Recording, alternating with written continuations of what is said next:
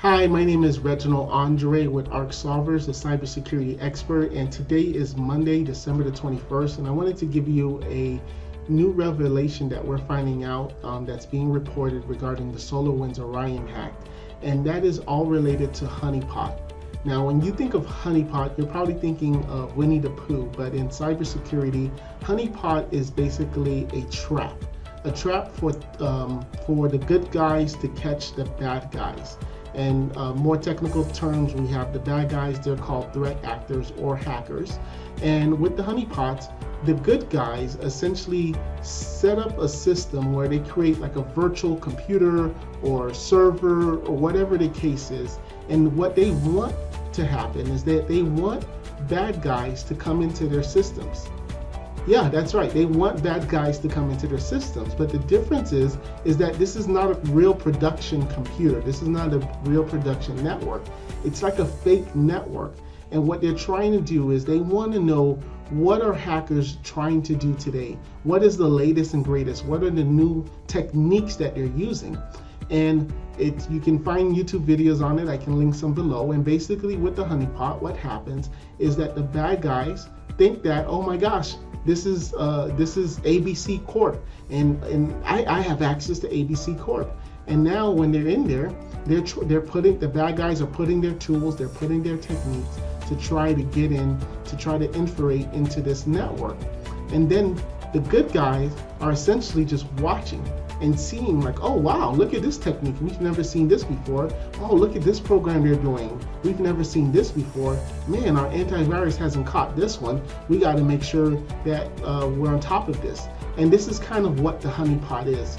Another example is, you may watch in the movies. If, for example, there's a neighborhood and there's a lot of car thieves happening, and the police are trying to figure out, all right, who's doing these car thieves? Where are they taking the cars to chop them up? Where are they taking them to sell them, etc., like that? So what the police will do is that they'll actually put a decoy car. They'll park a car in the neighborhood where there's a lot of car thefts happening, and then they're going to have some undercover agents, maybe a helicopter, whatever the case is, and they're going to be watching that car. They may even put a tracker on that car.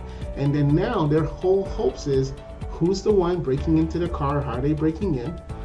Where are they taking it?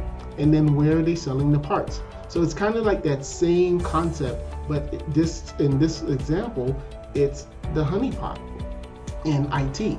So what makes this even more interesting is that typically with honeypots, the government is not just going to let anybody put any program into their computers.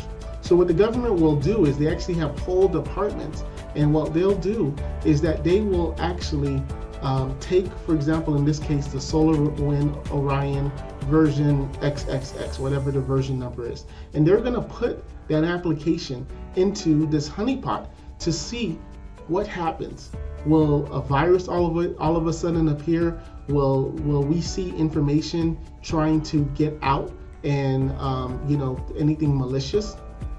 Well, in this case, the hackers were patient and they were methodical, because what they then did is that this honeypot, according to what's the cybersecurity agency that is called CISA is saying, is that they spent 6 months in the honeypot.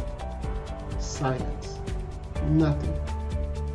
Because many times when these bad guys are inside and realize, oh my gosh, I have a car that's here and they left the keys in, or oh my gosh, there's this Mercedes and it's in this neighborhood that and I really want this neighborhood, they're gonna steal it, they're gonna take it. But in this case, going back to the IT analogy, is that they just stayed silent. They waited for the government to approve. Okay, SolarWinds, this version that you want to put on all our federal computers and Fortune 100 companies, yep, we had it in our honeypot, nothing happened for 6 months. Go ahead, you can install it. And then that's when the trouble started to happen. That's when they realized, okay, we passed the honeypot test. We were patient for 6 months. Now they're going to put us in all these computers, and now we're going to start the attack.